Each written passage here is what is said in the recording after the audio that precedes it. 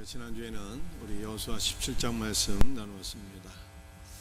요셉 자손이 여호수아에게 나와서 불만 불평을 늘어놓게 되었습니다. 우리는 큰 민족이 되었는데 당신은 어찌하여 우리를 위하여 한 분깃만 주는 것입니까? 이렇게 항의를 하게 되었어요. 그런데 팩트는 뭐라고 말씀드렸습니까? 요셉 자손은 큰 민족이 아니라 사실은 작은 두 지파의 연합에 불과했다라고 하는 것을 말씀드렸어요. 그리고 이들은 요단 동편에서 받은 땅을 제하고 서편에서도 한 분깃이 아니라 두 분깃을 받았는데, 그것도 알짜배기 성읍과 땅을 다 받게 되었는데 받은 바 은혜를 만족하지 못하고 하나님께서 주신 은혜와 복을 헤아려 보지 못하고 불만하게 되었다라고 하는 것을 말씀드렸습니다. 그런데 여호수아가 이 요셉 자손에게 참 놀라운 말을 하죠. 요셉 자손의 말을 그대로 다 인정해 주었어요. 내가 큰 민족이 된 것이 맞다, 그렇게 말씀했습니다. 그래서 우리는 예수님의 대화법을 배워야 되는데 상대방의 말을 어떻게 해야 된다고요? 논리적으로 따지지 말고 인정해 주는 거, 인정. 경청하고 인정하고 공감하는 것, 이것이 예수님의 대화법이다. 이것을 꼭 기억하셔야 됩니다. 요셉 자손에게 여호수아가 얘기합니다. 너에게 주어진 땅이 좁을진데 너는 브리스와 르바임 족속의 산지로 올라가서 개척하라, 이렇게 얘기하죠. 그랬더니 그들은 철병거가 있어서 할 수 없습니다, 이렇게 얘기해요. 그래서 이것은 요셉 자손 안에 있는 두 가지를 보게 된다 말씀을 드렸어요. 큰 민족이라고 했잖아요. 큰 민족도 아닌데 교만이죠, 교만. 큰 민족이면 철병거를 갖고 있는 자들도 쫓아내야 되는데 할 수 없다고 얘기했으니까 이것은 열등감을 얘기하는 거예요. 요셉 자손 안에 교만과 열등감이 같이 있었다는 거예요. 그래서 여호수아가 그들에게 뭐라고 얘기합니까? 브리스와 르바임 족속의 산지로 올라가서 개척하라고 그러잖아요. 여러분들, 브리스는 시골 사람이라고 하는 뜻이에요. 상대적으로 못 배운, 그래서 열등감이 있는 것을 의미하는 것입니다. 너의 열등감이 치유받아야 된다라고 요셉 자손에게 말씀하셨어요. 르바임은요, 교만을 의미하는 것입니다. 그러므로 여호수아는 요셉 자손에게 너의 교만과 열등감이 치유되어야 된다라고 말씀한 것입니다. 브리스와 르바임 족속의 산지로 올라가서 개척하라고 했는데요, 여기서 개척하다라고 하는 단어는 원래는 창조의 의미예요, 창조. 그런데 여기 여호수아 17장 15절에서는요, 이 요셉 자손이 이전에 없던 완전한 새로운 존재로 거듭나고 재창조되는 것을 말씀하고 있는 것입니다. 여러분도 우리는 어떻게 이전에 없는 완전히 새로운 존재로 거듭나고 재창조될 수 있는 것입니까?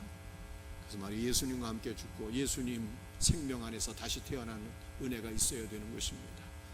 바울이 나는 날마다 죽노라 라고 고백한 것처럼 날마다 그리스도 예수와 함께 죽고 날마다 그리스도 예수의 생명을 누리게 될 때에 우리는 구원의 확신 정도 갖는 것만이 아니라 우리 안에 있는 모든 교만과 열등감이 다 치유되어서 언제나 그리스도 예수의 사람으로 세워지고 쓰임받게 될 것을 믿으시기를 바랍니다.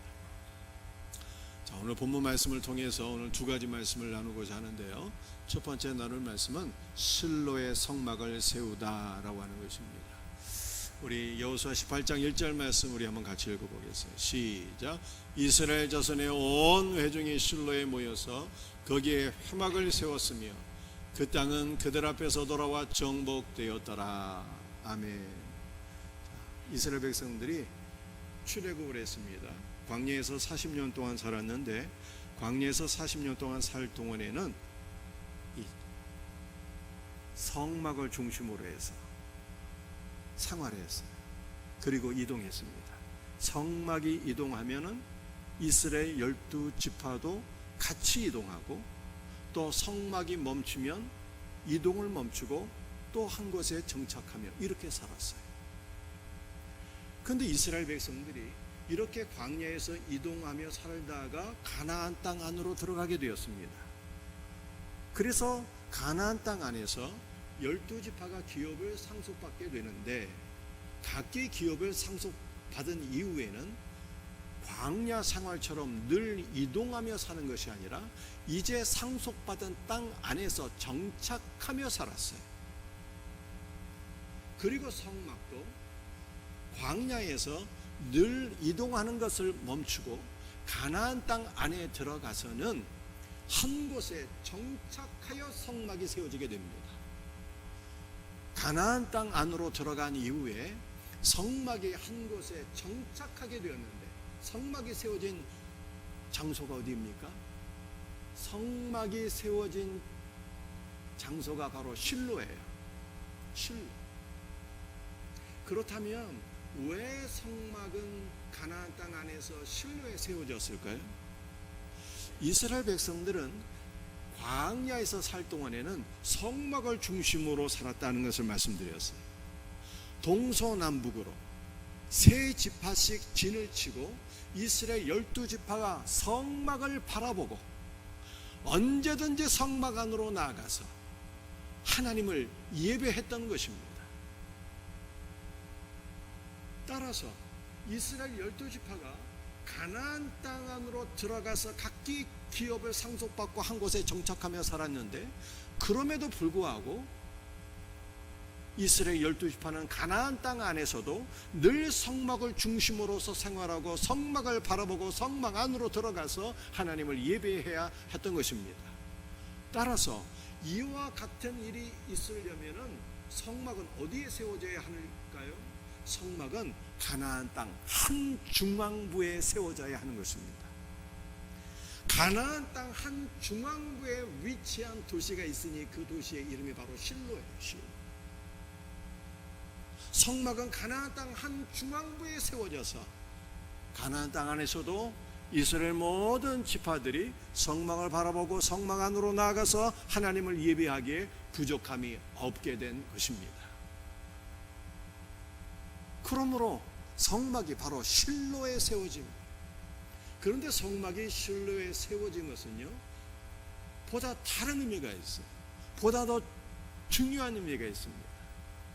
여러분들, 실로는 무슨 뜻인가 하면은, 실로는 샬롬을 주시는 자라고 하는 뜻입니다. 샬롬. 여러분들, 샬롬이 무엇입니까? 샬롬은 하나님과 우리와의 관계에서 주어지게 되는 평화를 의미합니다. 평화. 그런데 하나님과 우리 사이에는 본래 평화가 없었어요. 인간이 타락하여 죄를 지은 결과 우리는 하나님과 더불어 원수가 된 것입니다. 그런데 우리 예수님께서 속죄제물이 되시고 화목제물이 되어 주셔서 우리의 죄를 다 용서해 주신 결과 하나님과 우리 사이에 평화가 오게 되었어요. 평화가.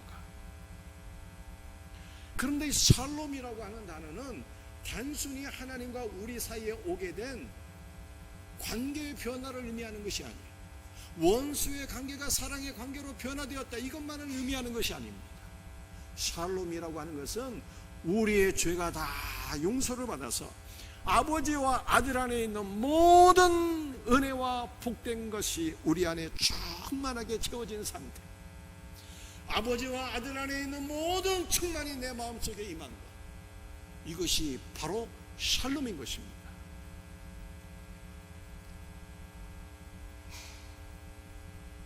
아버지와 아들 안에 있는 모든 충만이 오늘도 주일을 성수하며 주 앞에 나와 예배드리는 우리 모든 성도들에게 부어지기를 예수님의 이름으로 축복합니다. 자, 그렇다면 우리는 아버지와 아들 안에 있는 모든 충만한 은혜와 복을 어떻게 누릴 수가 있을까요?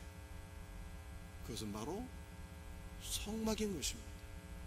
우리가 성막이신 예수 그리스도를 바라보고 성막이신 예수 그리스도 앞으로 나가게 될 때 우리의 실로, 우리에게 샬롬을 주시는 예수님을 만나게 되고 아들과 아버지 안에 있는 모든 충만을 다 누리게 된다는 뜻입니다.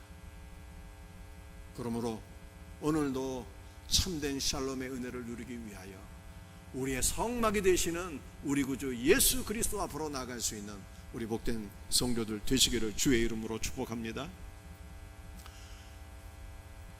지금 전 세계가 많은 어려움과 고통을 겪고 있습니다. 곧 끝날 것 같은 러시아 우크라이나 전쟁은요, 만 3년 6개월이 넘어서 3년 7개월째 접어들고 있어요. 언제 끝날지 모르겠어요. 유럽의 대표 국가가 프랑스인데, 프랑스는 과도한 복지 정책으로 빚더미에 올라앉아서 개정을 긴축하겠다 발표했다가 격렬한 시위가 일어나서요, 총리가 해임되고 국가 마비 상태가 되었어요. 지금 관세와 무역 전쟁도 너무나도 심각한 상황입니다. 우리나라도 예외가 아니죠. 좌우가 분열되고 대립되고 관세와 이민 정책 등으로 해서 국가가 큰 혼란과 어려움을 당하고 있습니다. 국가만이 아니라 우리 개개인 성도들의 가정에도 남들이 알지 못하는 여러 가지 어려운 문제들이 있어서 많은 고통을 당할 수도 있겠습니다. 이와 같은 상황 속에서 우리는 어떻게 참된 평화를 누릴 수가 있을까요? 그것은 바로 우리의 성막이 되시는 예수 그리스도를 바라보고 의지하며 그분께로 나아가는 거예요. 주 예수 그리스도께로 나아갈 때 우리의 실로가 되시는 예수님, 세상이 줄 수도 없고 세상이 알 수도 없는 참 평화를 우리에게 주시는 우리 예수 그리스도를 만나서 우리 마음이 참으로 천국이 되고 하늘의 평화가 넘치게 될 것을 믿으시기를 바랍니다. 여러분들, 이 실로, 샬롬을 주시는 분이잖아요. 이 실로라고 하는 단어가 처음으로 사용된 말씀은요, 창세기 49장 10절에서 실로라고 하는 단어가 처음으로 사용되었어요. 이 창세기 49장 10절은 야곱이 죽으면서 자녀를 축복할 때 한 말씀이에요. 야곱이 무슨 얘기를 했을까요? 10절 말씀 한번 같이 읽어보겠습니다. 규가 유다를 떠나지 아니하며 통치자의 지팡이가 그 발 사이에서 떠나지 아니하시기를 실로가 오시기까지 이르리니 그에게 모든 백성이 복종하리로다. 야곱이 유다 지파로 축복하면서 한 말씀이거든요. 규가 유다를 떠나지 아니하며 통치자의 지팡이가 그 발 사이에서 떠나지 아니하실 것이다. 이렇게 예언했어요. 이것은 유다 지파가 왕의 지파가 된다고 하는 예언의 말씀입니다. 야곱의 예언을 따라서 유다 지파의 후손인 다윗이 왕이 되죠. 다윗을 통해서 창세기 49장 10절 말씀이 1차로 성취가 되는 거예요. 그리고 유다 지파의 후손으로 만왕의 왕이신 예수님께서 이 땅에 오심으로 말미암아 창세기 49장 10절 말씀이 궁극적으로 성취가 된 것입니다. 그런데 야곱은 유다 지파가 왕의 지파가 될 것이라고 하는 예언을 하면서 뭘 얘기합니까? 실로가 오시기까지 이르리니 라고 얘기를 해요. 여러분들, 실롬은 샬롬을 주시는 자예요. 샬롬을 주시는 자는 바로 우리 예수님을 가리키는 것입니다. 여호수아는 가나안 땅에 들어간 이후에 성막을 실로에 세우잖아요. 성막을 실로에 세운 이유가 무엇이겠습니까? 우리 주 예수 그리스도께서 주시는 참 평안을 오직 성막을 통해서 누릴 수 있다라고 하는 뜻이에요. 여러분들, 구약의 성막은 신약의 교회를 가리키는 것입니다. 그러므로 우리는 교회 안에서 우리의 실로가 되시는 예수님을 만나게 되고, 우리는 교회 안에서 예수님이 주시는 참된 평안을 누리게 되는 것입니다. 교회 안에서 날마다 하늘의 평안을 누리며 살아가는 우리의 성도들이 되시기를 주의 이름으로 축복합니다.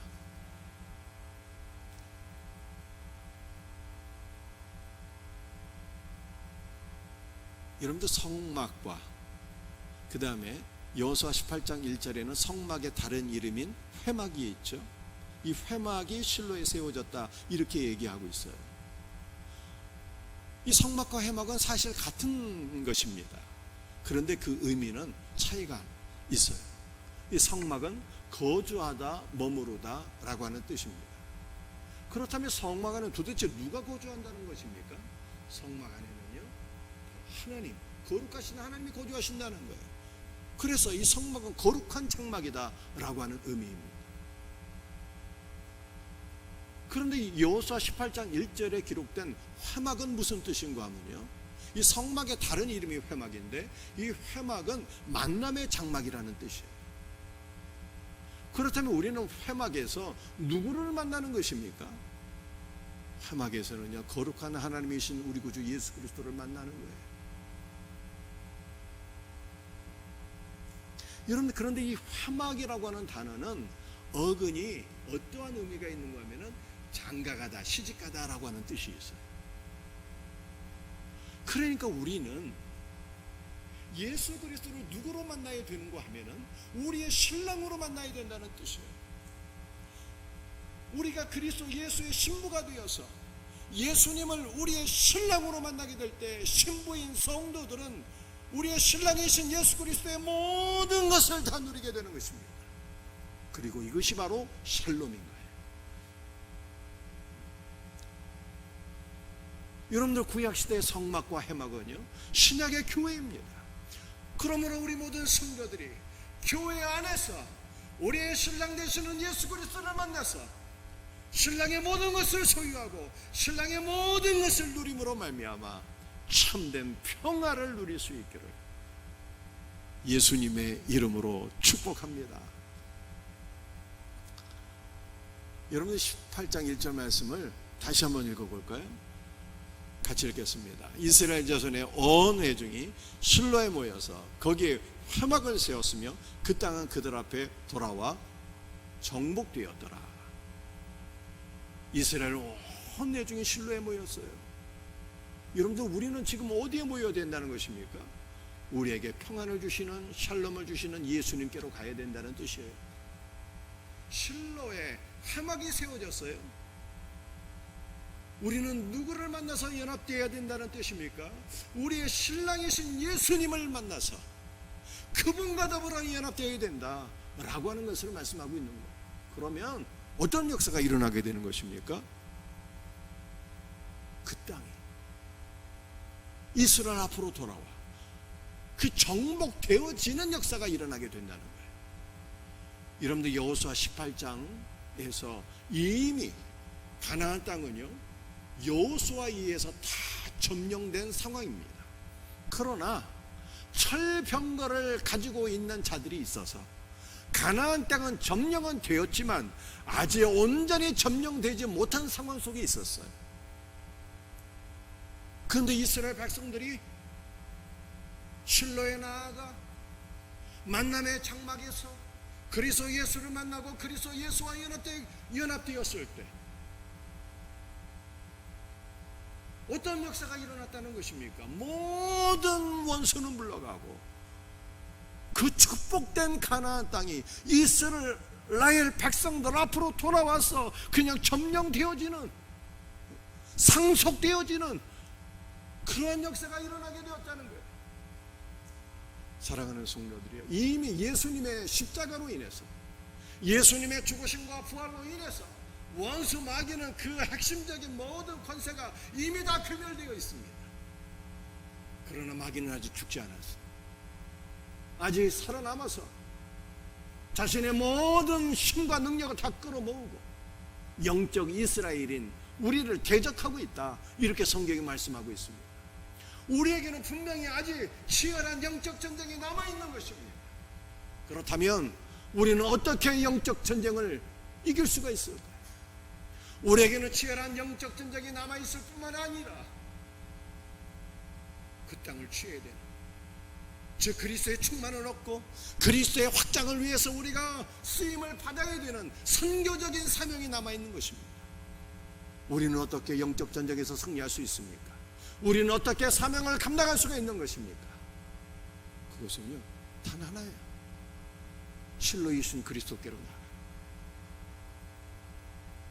우리의 신랑이신 예수 그리스도를 만나고 그분과 연합되어지고 그분의 모든 충만을 받게 될 때 모든 원수를 물러가고 하나님 앞에서 사명을 감당할 수 있는 복된 삶으로 나아가게 될 것을 믿으시기를 바랍니다. 오늘 두 번째 말씀, 7 지파가 가나안 땅을 책에 그려오다라고 하는 말씀이에요. 여호수아 18장 2절과 3절 말씀 우리 한번 같이 읽어보겠습니다. 시작. 그러나 이스라엘 자손 중에 그 기업의 분배를 받지 못한 자가 아직도 7 지파라. 여호수아가 이스라엘 자손에게 이르되 너희가 너희 조상의 하나님 여호와께서 너희에게 주신 땅을 점령하러 가기를 어느 때까지 지체하겠느냐. 제가 여러분에게 질문합니다. 이스라엘은 몇 지파죠? 12지파죠. 12지파. 그런데 지금 여호수아 18장에서 12지파 가운데 몇 지파가 가나안 땅에서 기업을 상속받았어요? 5지파.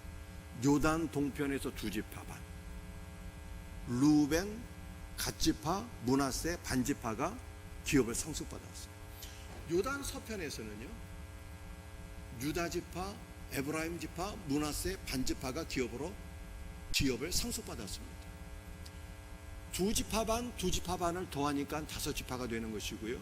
그래서 12지파에서 5지파를 빼니까 아직 기업을 상속받지 못한 지파가 몇 지파입니까? 7지파. 그래서 2절과 3절에 이렇게 말씀하고 있어요. 이스라엘 자손 중에 그 기업의 분배를 받지 못한 자가 아직도 7지파라. 7지파가 기업을 상속받지 못했습니다. 그런데 기업을 상속받지 못한 7지파는요, 기업을 상속받는 일에 그다지 큰 관심과 열정이 없었어요. 왜 그랬을까? 이미 대부분의 땅이 여호수아에 의해서 다 점령을 당한 상황입니다. 여호수아는 가나안에 있는 모든 땅과 성들을 점령하고 많은 탈취물을 얻게 되었어요. 그래서 이스라엘 모든 지파들이 여호수아로 인해서 풍성한 삶을 이미 누리게 되었습니다. 그리고 기업을 상속받은 5지파는요, 형제 지파들에 대해서 배타적이지 않았어요. 관대한 마음을 품게 되었습니다. 따라서 기업을 상속받지 못한 지파들도 이 지파에서 저 지파로 옮겨다니며 얼마든지 자유롭게 생활할 수 있게 되었습니다. 따라서 나머지 7지파는 가나안에서 기업을 상속받아야 된다라고 하는 절박함 대신에 이미 누리고 있는 것이 너무 풍부해서 여기가 주사오니 하며 게으르고 나태하고 안일한 마음으로 살게 되었어요.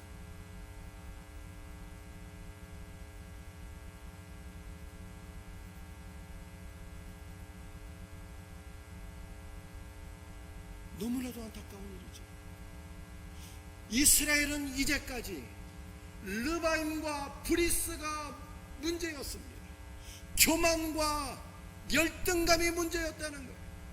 그러나 여호수아 18장 상황에서 이스라엘의 문제는 영적인 게으름과 안일함과 나태함이 문제였다는 것입니다. 사랑하는 성도들이, 혹시 우리에게 영적인 게으름과 안일함이 문제가 되고 있지는 않습니까? 세상 것에 마음을 빼앗겨서 세상 것에 취해 있어서 우리의 영원한 기업이신 예수 그리스도를 얻는 일에 우리가 열심을 내지 못한다면 이것은 주님께 크게 책망받아 마땅한 일이다 라고 성경이 말씀을 하고 있는 것입니다. 사도 바울은 빌립보서 3장에서 내가 그리스도를 그리스도 안에서 발견되기 위하여 세상의 모든 것들을 배설물처럼 여겼다. 그렇게 말씀하고 있어요. 그런데 우리는 혹시 사도 바울의 고백과는 정반대의 삶을 살고 있지는 않습니까? 예수님을 우리의 영원한 기업으로 얻는 것에는 별 관심이 없고, 세상 것에 마음을 다 빼앗겨서 영적으로 아니라고 나태하고 게으른 삶을 살고 있지는 않습니까? 여러분들 이것을 뒤바꿔야 된다는 거예요. 예수님을 얻고 예수님으로 충만해서 예수 그리스도 안에 위치한 나를 발견하기 위하여 세상의 모든 것들은 다 배선물처럼 여길 수 있는 복된 은혜가 우리 모두에게 있기를 주의 이름으로 축복합니다.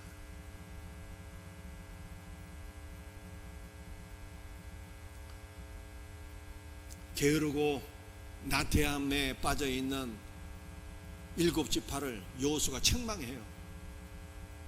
여호와께서 너에게 주신 땅을 점령하러 가기를 어느 때까지 지체하겠느냐 책망하면서 그들을 보냅니다. 어디로 보냈을까요? 이미 상속받은 5지파의 땅을 제외한 나머지 땅으로 보내요. 7지파에서 3사람씩 뽑아서 21명을 가나안 땅으로 다 보냅니다. 그리고 미션을 줘요. 무슨 미션을 줍니까? 그 땅을 그려가지고 내게로 돌아오라는 거예요. 그래서 여호수아에게 보냄을 받은 사람들이 가나안 땅으로 두루 다녀서 그 땅을 그려가지고 여호수아에게 돌아오게 됩니다. 그런데 그들이 그려가지고 가나안 땅을 그려가지고 돌아오게 되는데 그 땅은 무엇을 가리키는 것입니까? 우리의 영원한 기업이신 예수 그리스도를 가리키는 거예요. 그 땅을 그려갖고 왔다고 그랬는데 무슨 그림을 그렸다는 뜻이 아니라 그 땅에 대한 모든 것들을 글로 써서 책으로 갖고 왔다는 거예요. 그 땅에 대한 모든 것들을 글로 써서 책으로 갖고 온 거예요. 여기 이렇게 나와 있잖아요. 7부분으로 책에 그려서 갖고 왔다. 이 책은 무엇을 가리키는 것입니까? 성경책을 가리키는 거예요. 성경책. 그러므로 성경은 무슨 책인 것입니까? 우리의 영원한 기업이 되시는 예수 그리스도에 관한 말씀인 것입니다. 그러므로 우리는 예수님을 어디서 알아야 되는가? 성경을 통해서 날마다 예수 그리스도를 깊이 알아가고 성경 말씀을 통해서 예수님을 더욱더 풍성하게 누릴 수 있는 은혜가 우리 모두에게 있기를 주의 이름으로 축복합니다. 우리는 베드로의 고백을 꼭 기억하셔야 돼요. 주여 영생의 말씀이 주께 있사오니 우리가 누구에게로 가오리까? 라고 베드로가 고백하죠. 율법이 아니라 선행과 공로가 아니라 신비주의가 아니라 돈이 아니라 우리는 주 예수 그리스도의 말씀을 붙잡고 이 말씀 안에서 예수님 만나고 이 말씀 안에서 예수님을 얻어야 된다는 것입니다. 그런데 7지파에서 3명씩 선발을 받아서 가나안 땅으로 가서 그 가나안 땅을 그려가지고 오잖아요. 이 7지파에서 3명씩 짝을 지어서 보냄을 받았다는 뜻입니다. 여러분들 이것은 우리가 성경을 통해서 그리스도를 알아가고 그리스도를 누리게 될 때에 나 혼자는 한계가 있다는 거예요. 나 혼자 반드시 믿음의 형제들과 함께 성경을 알아가야 된다는 것입니다. 그래서 교회 안에 뭐가 필요한 것입니까? 교회 안에 새가족반도 필요하고 교회 안에 성장반도 필요하고 제자반도 필요하고 그리고 셀도 필요한 것입니다.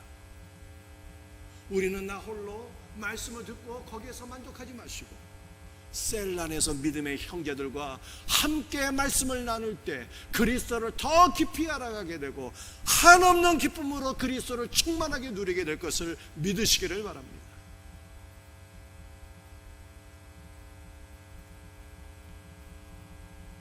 오늘 마지막 말씀이에요. 여호수아 18장 8절 말씀 함께 같이 읽겠습니다.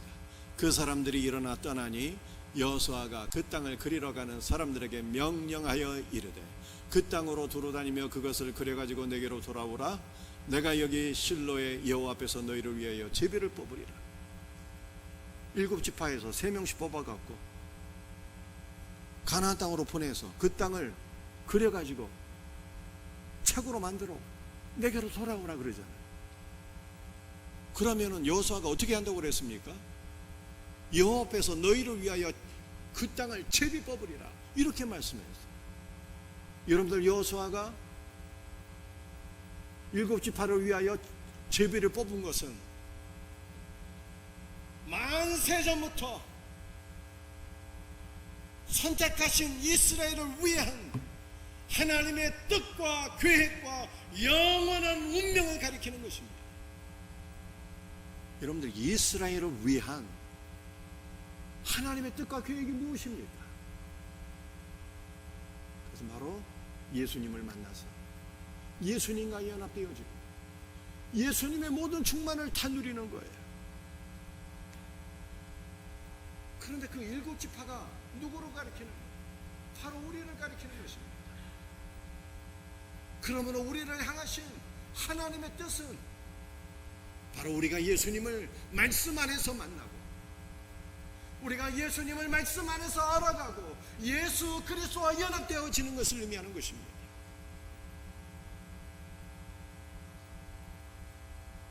여호수아는 이렇게 얘기합니다.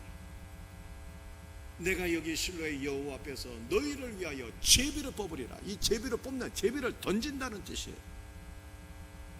제비를 뽑는 주체가 예수님이에요. 예수님께서 우리 위에 제비를 던지시겠다 이렇게 말씀하고 있어요. 이것은 바로 하나님의 영원한 뜻이 우리 위에 이루어지게 된다는 뜻입니다. 우리를 향하신 하나님의 뜻이 무엇입니까? 우리가 예수 그리스도와 연합되어서 그분의 모든 충만을 누리게 되는 거예요. 바로 이것이 우리의 영원한 운명이며 우리의 영원한 운명을 예수님께서 이루어 주시겠다는 것입니다. 그러므로 이 말씀은 우리를 위한 너무나도 위대한 복음이 아닐 수가 없어요. 우리는 부족하고 연약한 것이 많이 있을지라도 예수님께서 제비를 뽑으셨어요. 우리를 향하신 하나님의 영원하신 뜻을 이루어 주시겠다고 말씀하고 있으니 이 얼마나 감사한 것입니까? 우리가 해야 될 일이란 무엇일까요? 우리가 해야 될 일은 우리 예수님께서 이루어 주실 우리의 영원한 운명을 사모하면서 주 예수께로 가까이 나가는 거예요. 주 예수께로 가까이 나가게 될 때 예수님께서 우리에게 영원한 기업으로 우리 구주 예수 그리스도 안에 있는 모든 충만으로 우리를 날마다 넘치게 하실 줄로 믿습니다. 말씀을 마치겠어요. 제가 번호 읽으면 여러분들의 내용 읽으시길 바랍니다. 1. 여러분들, 실로의 성막을 세운 이유가 무엇입니까? 실로는 가나안 땅 한 중앙에 있어서 이스라엘 모든 민족들이 언제나 성막을 바라보고 성막 안으로 들어갈 수 있도록 하기 위함이었어요. 여러분들, 실로는 샬롬을 주시는 이 예수님을 가리키는 거예요.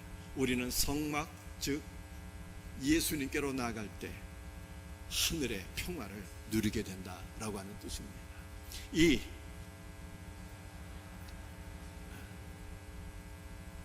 일곱 지파가 가나안 땅을 점령하는 일에 게을렀어요.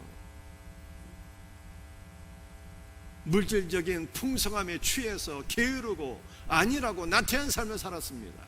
그래 여호수아가 책망하잖아요. 가나안 땅으로 가서 그리오라. 가나안 땅은요, 우리의 영원한 기업이신 예수님이에요. 예수님에 대한 모든 것이 책에 기록되어 있는 거예요. 무슨 책이요? 성경책. 말씀을 통해서 예수님을 알아가야 되는 거예요. 그것도 나 혼자가 아니라 소그룹, 믿음의 형제들과 함께. 이와 같은 은혜가 우리 모두에게 있기를 주의 이름으로 축복합니다.